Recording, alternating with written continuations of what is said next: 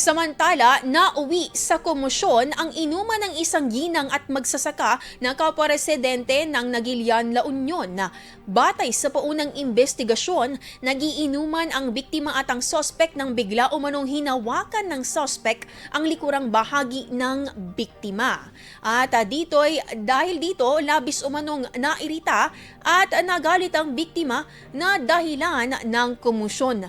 Agad namang inireport ng anak ng biktima ang naturang insidente.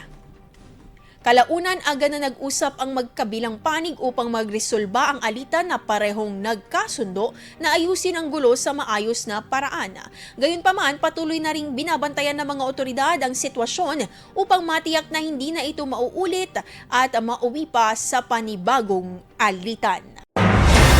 IFM News. IFM News. IFM News.